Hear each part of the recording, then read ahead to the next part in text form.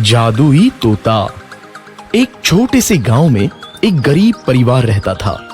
उस परिवार में रामू और उसकी बीवी सीता उसके बेटे चिंटू के साथ रहते थे।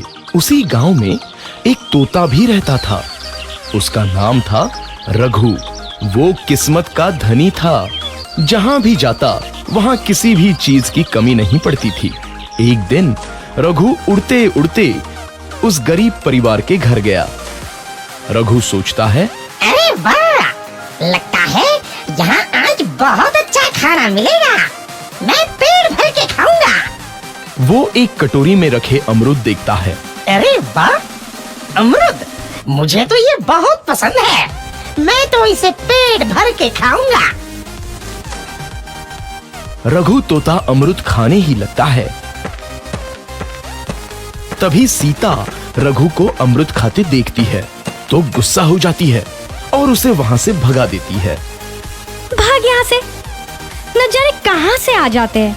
मैं तो परेशान हो गई उनसे। सीता के भगाने के बाद रघु चुपचाप से एक कोने में रहता है। धीरे धीरे उस परिवार की बरकत होने लगती है।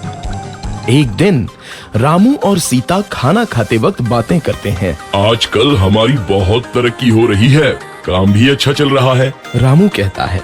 इस पर सीता कहती है, सच कहा, भगवान हमेशा ऐसे ही हम पर मेहरबान रहे। बेटा चिंटू भी कहता है, पिताजी, मुझे खिलौना लेके दो ना, मेरे सभी दोस्तों के पास है।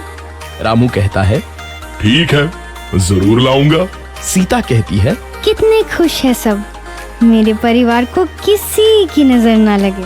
एक तरफ ऐसी बातें होती हैं, तो दूसरी तरफ रसोई में रघु तोता भी अमरूद खाते रहता है। मजा आया, अमरूद खाया, मजा आया, अमरूद खाया, मजा आया।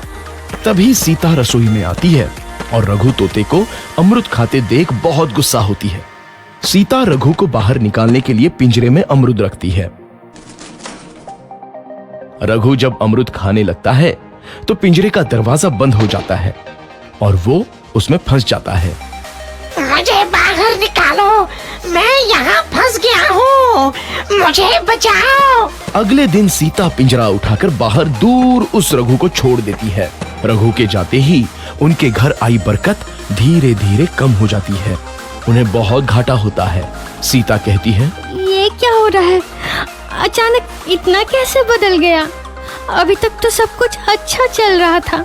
रामू कहता है, लगता है भगवान हम पर रूठ गए हैं। चिंटू भी कहता है, लगता है अब मुझे खिलौने भी नहीं मिलेंगे। और वो रोने लगता है और बाहर चला जाता है।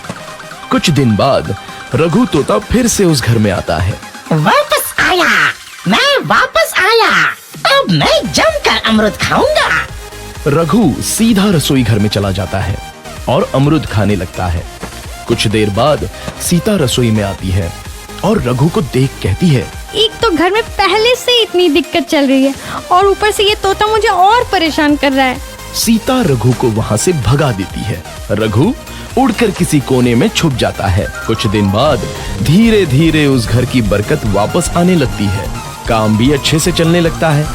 एक रात जब रघु तोता अमरूद खाने जाता है तो पिंजरे में फंस जाता है। ये लोग आखिर चाहते क्या हैं? एक तोते को शांति से अमरूद खाने क्यों नहीं देते? मैं कौन सा चोरी कर रहा हूँ? बस अमरूद ही तो खा रहा हूँ।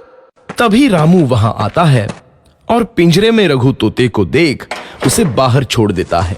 ये तोता भी कितना जिद्दी है, बार बार वापस आ जाता है।